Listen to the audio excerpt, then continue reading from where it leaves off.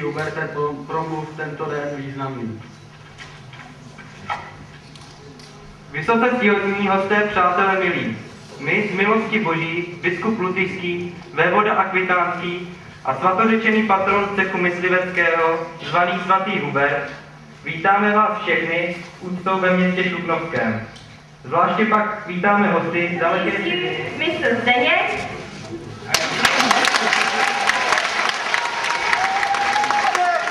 And Miss Wanka.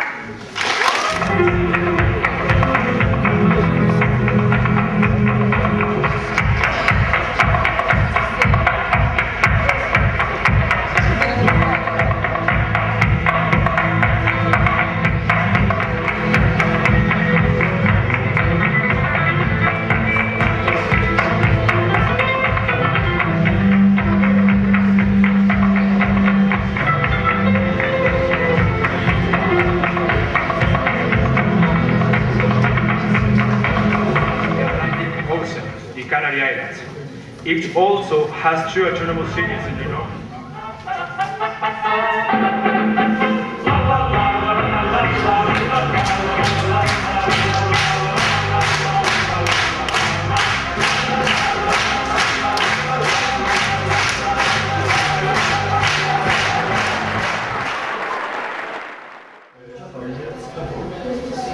Musí proplatit ty cesty.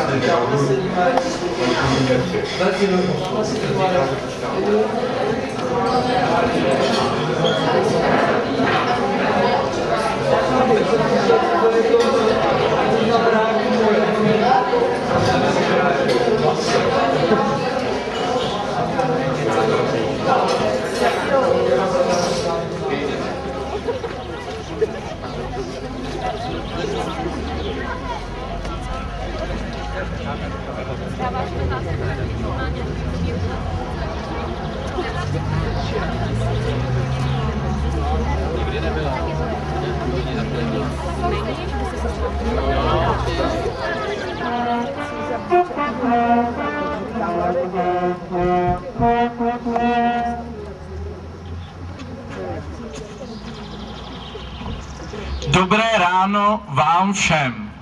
Good morning for everyone.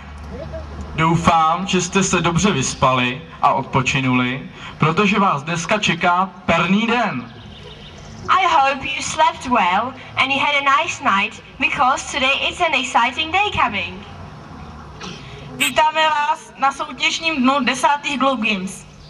Welcome to the competition day on 10th Globe Games. Ještě jednou vás vítám v nejsevernějším městě České republiky, které má kromě toho i další nejsevernější zámek a nejlepší lesnickou školu středního stupně v Čechách. I don't have such nice speeches as the mayor has, but Já bych vás proto strašně rád pozdravil za Ministerstvo životního prostředí, které se snaží podporovat Globe dlouhodobě a podporovat i Globe Games. Headmaster of Association Teresa. Milana Janouška, ředitele střední lesnické školy. Milan Janoušek, the headmaster of the Hard Forestry School. Učitele Globe, pana Jiráska. Globe teacher, Mr. Jirásek. A zástupce školní rady, pana Krajčoviče. And Mr. Krajčovič. Program Globe je o tom, že abychom přírodu mohli lépe chránit, musíme ji nejprve dobře rozumět.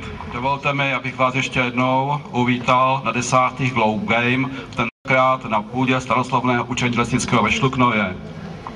Try to find the places where you have to go and to get there in the right time that is written on your papers. Na každém stanovišti je dostatečný počet obsluhy, která vám prozradí úkoly. A to nejlepší nakonec. 10.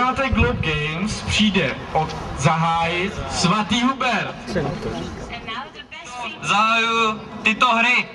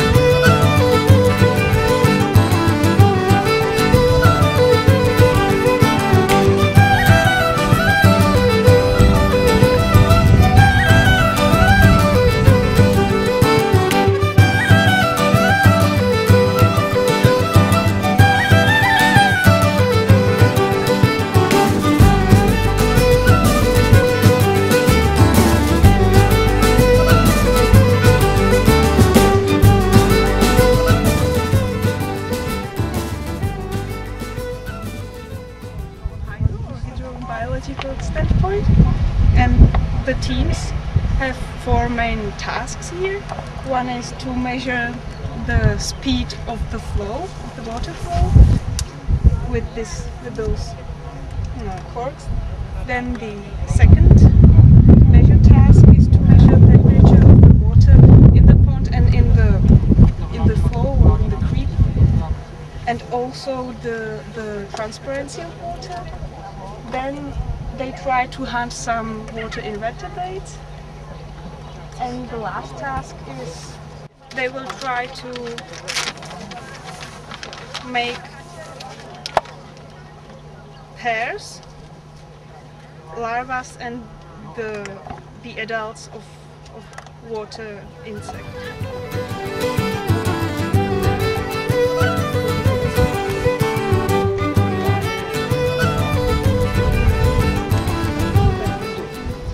Step 1 GPS. At this site you will work with GPS device and with the satellite images.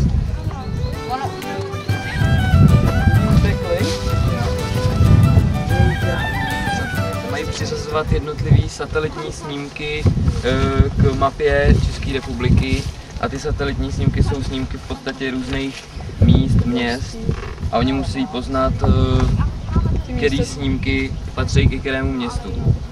Třeba podle těch lesů nebo podle těch řek. No.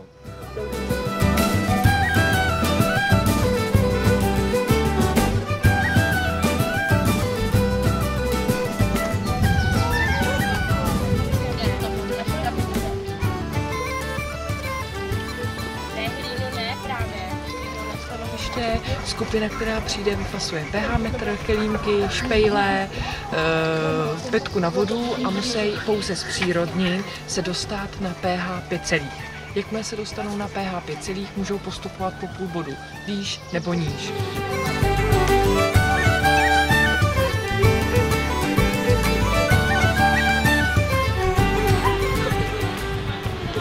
You mean globe as the measurement or globe as a globe? So what do you do on this statement? On this standpoint, this is about English. Students have to fill these gaps by going around in here and trying to find the pictures that the name of the pictures they have to fill it in. And also they have to introduce themselves and tell something about Globe, why they like it, and for how many years they've joined Globe. Thank you. My name is Peter. I am from Poland. I'm in Globe for 2 years, and I'm in Czech Republic first time. I like Globe program because I like meeting new people and walking on the mountain. Okay, so thank you. There's kind of a small surprise. If you want a bit like further, there's ladder over the water, so you can just climb it.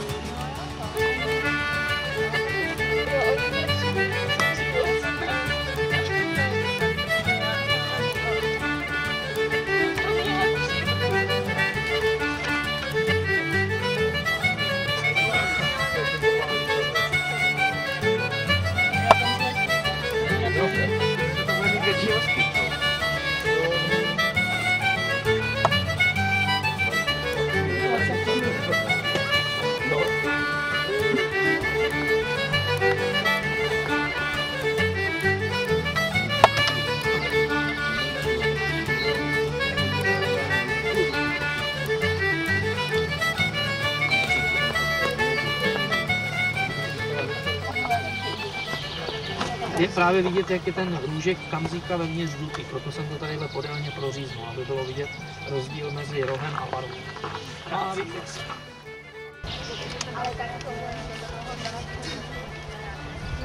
Hi there. We are now at the standpoint number 6, which is called Globe Data. The task of the team is following.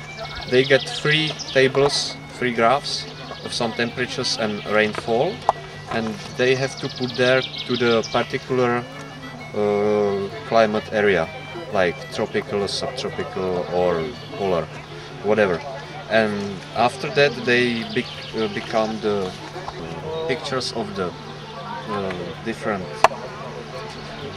animals, and they have to put the animals to the particular climate area. Takže tady jsme na 6. stanovišti a tady děcka dostanou grafy. 3. A k těm grafům musí přiřadit určitý klimatický pás, jako je subtropy, subtropy a subpolár a tak podobně. A když to mají přiřazený, tak dostanou tady tyhle krásné obrázky zvířátek a tak podobně.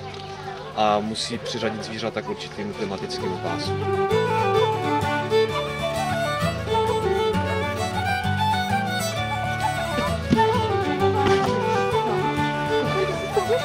This is a team building activity, so the most important thing is cooperation and good strategy. So at the beginning I let them read the rules, and there is that they have boards, one less than people in group, and they must overcome a 15 meters long destination, and they can't touch the ground by hand and by leg, and if they touch it, they have to go back and start again.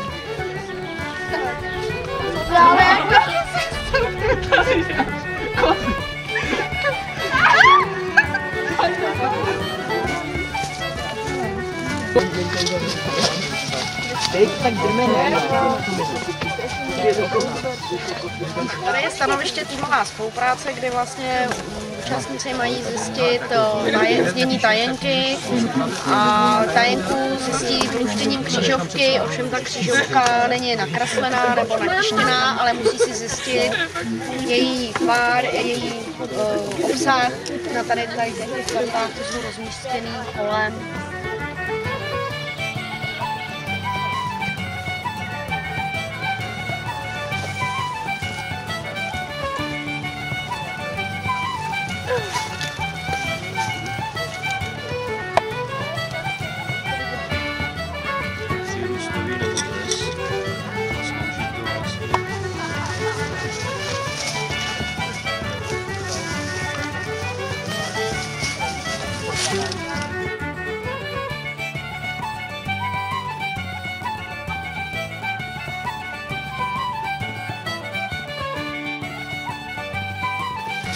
Dobře.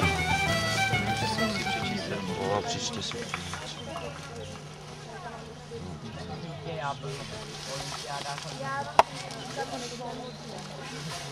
You will, how many is there, the circles, or I don't know how to say. Jo. Now, Back. To your left.